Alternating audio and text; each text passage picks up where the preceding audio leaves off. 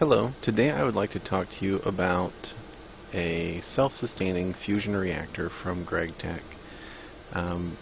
This reactor setup does require you to be using applied Energistics, GregTech, thermal expansion, and Industrialcraft 2, along with advanced machines, although you could probably get by without that.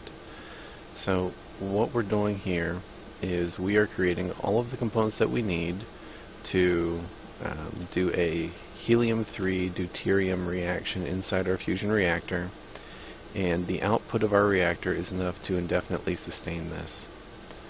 So let's start over here and look at our row of machines. We have a single industrial electrolyzer, which is making hydrogen cells for us. We've got 3 industrial centrifuges, which are using end-stone dust to produce helium-3.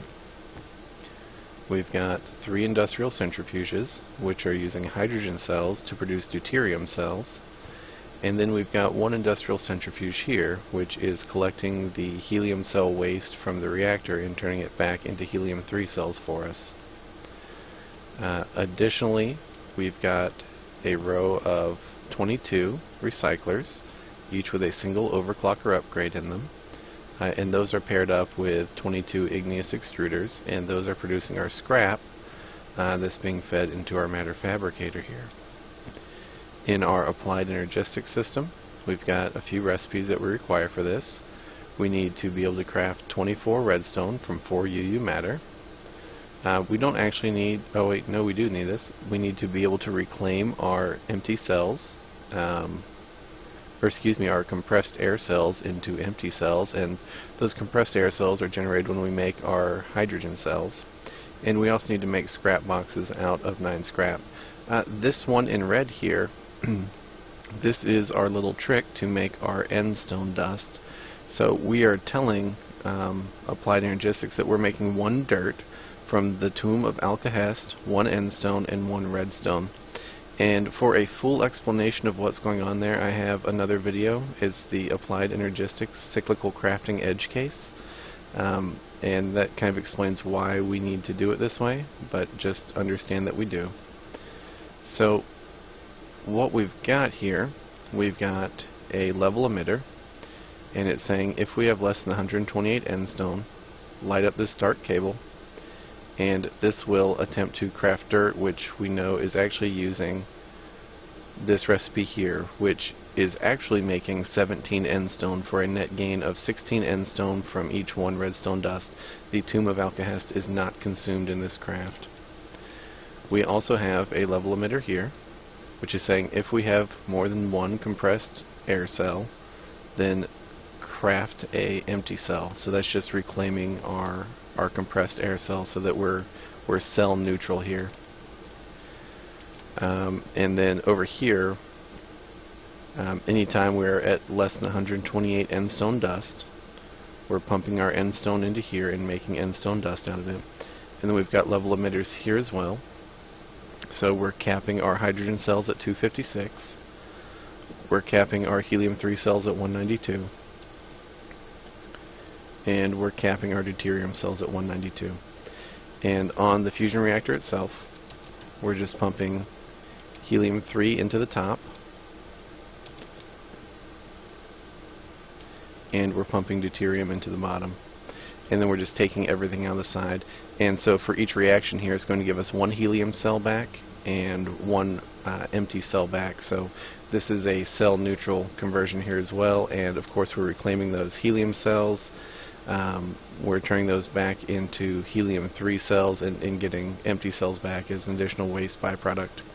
I have gone ahead and hooked up a wireless signal here, so if you apply a redstone signal to your fusion reactor, it does stop energy output, and this is important if you're in survival mode. I'm in creative mode right now, so I can dance all over this cable. This cable here, this is the superconductor cable.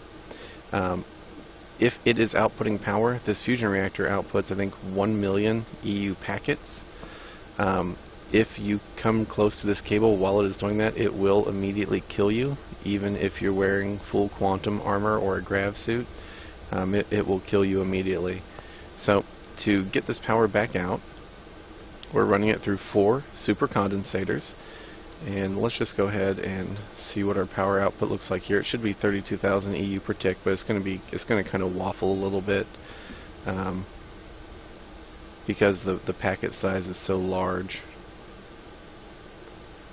Alright, well, we'll go down and check, but the output of the recipe, let's just look at our recipe right fast. So we can see helium-3 deuterium reaction produces helium cells. It also produces an empty cell that's not showing you there. So it puts out 32,768 EU per tick, and it does that for 2,048 ticks. So 2,048 ticks is what, a minute and 2 seconds, something like that. Very close to that. So we're using these supercondensators to step down the power, and we're running it back through superconductor cable, and this cable will not kill you. The power is not high enough to kill you. Off of each of those, we need 8 high voltage transformers, or excuse me, 4 high voltage transformers off each of those for a total of 16. So each of these HV transformers should be putting out a little bit around 8,000 EU per tick. Is it not 8,000? Oh no, that's right. Sorry, each row is putting out 8,000. Yeah, 2048. So it's spitting out 4 512 packets each tick. So 8,000, 16, and then 32 here. So we're reclaiming all of the power that's coming out of there. And what we're doing with it, we're piping it into a bank of MFEs, and obviously you could use whatever power system you wanted to. And then all of our waste power is going into this matter fabricator here. Our MFEs are probably pretty close to full. Yeah, this has been running for a few minutes, so they fill up pretty fast. And remember, since we're stepping everything down to 512 packets, we've got no problem feeding it into an MFE. And also because 512 packets, we can pump them right into here with no problem. I think this can actually take much higher packets, but the 512 is just fine. And if we look, we're sending massive amounts of power into here just through this one face. Alright, yeah, so 32,000 EU per tick. So we should be generating 1 UU matter about every, 26 seconds, I think. We'll just sit here and look at one. It's really, really pretty fast. And that's why we need the 22 recyclers over there. You could obviously use fewer recyclers with more overclockers in them. If you're going to do that, you'd need more igneous extruders, and you'd need some kind of routing system instead of just sitting them straight on top. The reason I use the 1 overclocker is because that is as fast as the igneous extruder output. It's actually just a little bit faster, but the 22 seems to keep up with our demand. So to feed this here, we're just gathering just the scrap out of the front there, and then we've got this set to output scrap boxes and move a single item / craft. So whenever there are 9 scrap in the system, that's crafting, and then we're just pulling out any of the UU matter that's coming through there. So why is this self-sustaining? Okay, so the deuterium cells, obviously those are just being made from water. So other than the cells, which we're reclaiming all of, that you need to originally invest, all you need to do is pump water into a single industrial electrolyzer, and then I think you might be able to get by with 2. I use 3 because I'm a scaredy cat, but we just pump our water, our hydrogen cells into these centrifuges here and make deuterium out of them. And the 1:3 ratio I've been using in my survival world, it's definitely enough to keep up. So then it's just a matter of being able to produce enough end stone to keep enough hydrogen-3 in the system. So let's check the math on this right fast. So using our recipe with the Tomb of Alcahast and 1 end stone, 1 redstone produces 17 end stone, as I said before. So that is a surplus of 16 end stone for each redstone that we're producing. So we know it's taking us about 26 seconds to make 1 UU matter. It takes 4 UU matter to make 24 redstone. So 104 seconds to make 24 redstone.